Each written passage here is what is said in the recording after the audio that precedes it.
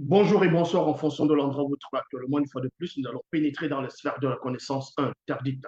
Nous allons aborder un sujet qui va déstabiliser, comme dans l'accoutumée, perturber, subjuguer et transcender la conscience de beaucoup qui vont regarder ce live.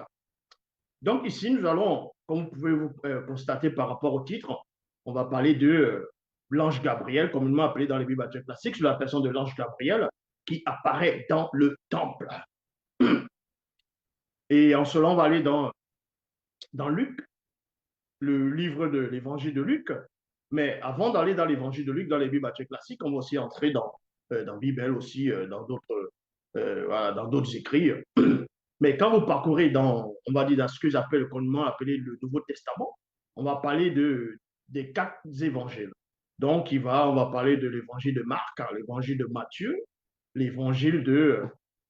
D'abord, ça va commencer par l'évangile de Matthieu, l'évangile ainsi de suite. Marc, il y a Luc, il y a Jean, ainsi de suite. Mais vous savez que selon les canons, dans la bonne chronologie, entre guillemets, ça devait être commencé par l'évangile de Marc. Bon, ici, on n'est pas là pour parler de quel évangile qui doit être en premier ou pas, mais on va aborder un tout petit peu le livre de Luc. Et vous ne devez pas être dans l'ignorance que Luc n'est pas un apôtre. Selon les Bibles classiques, Luc n'a pas marché avec Jésus, il n'a pas côtoyé Jésus, donc il n'a même pas vu Jésus, selon les Bibles classiques. Mais il est quand même venu écrire des choses.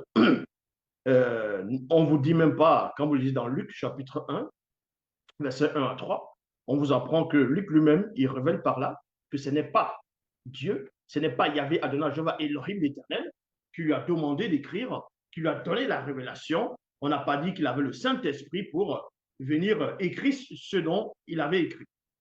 Mais Luc est en train d'écrire à une personne connue sous le nom de Théophile. Et le Luc, c'est toujours Luc qui écrit Actes des apôtres. On va un peu toucher le petit livre de Luc. Vous allez voir la confusion dans le livre de Luc. Et ensuite, on va aller dans la bonne version. Dans Luc chapitre 1, verset 5, il est dit ici, au temps où Hérode était roi de Judée, il y avait un prêtre nommé Zacharie, d'autres disent Zacharie.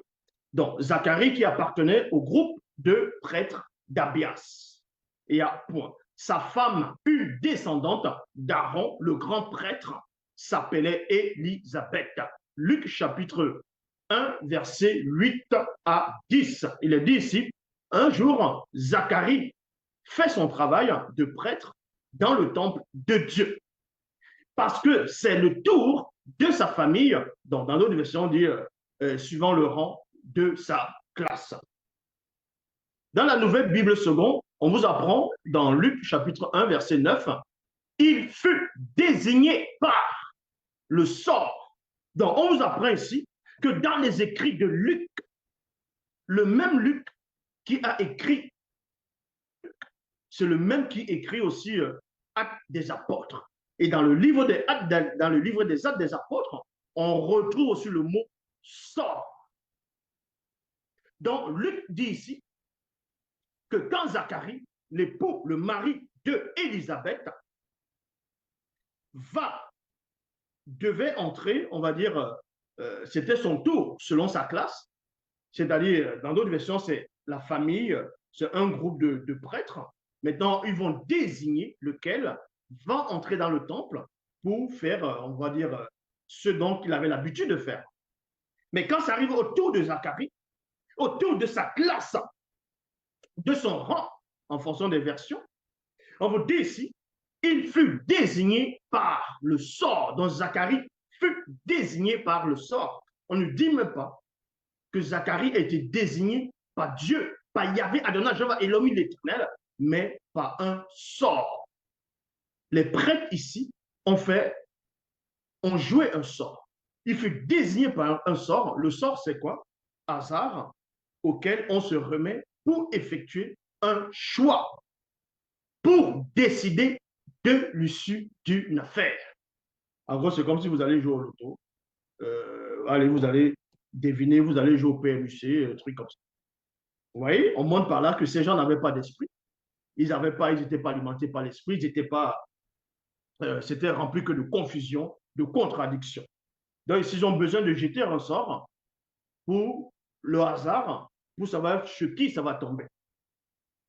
Une foule de gens, mais dans la suite, on vous dit ici, suivant la coutume du sacerdoce, pour entrer dans le sanctuaire du Seigneur et y offrir l'encens. Donc, Zacharie devait entrer dans le sanctuaire, qui est le temple en même temps, pour aller offrir de l'encens dans le temple, à l'honneur de Yahvé, d'Adonai, de Jéhovah, d'Elohim. Dans Luc chapitre, dans Luc chapitre 1, verset 10, il est dit ici, une foule de gens du peuple priaient dehors, à l'heure où l'on brûlait l'encens. Donc vous comprenez ici, Zacharie, premièrement, il va entrer dans le sanctuaire pour aller brûler de l'encens à l'honneur du Dieu d'Israël.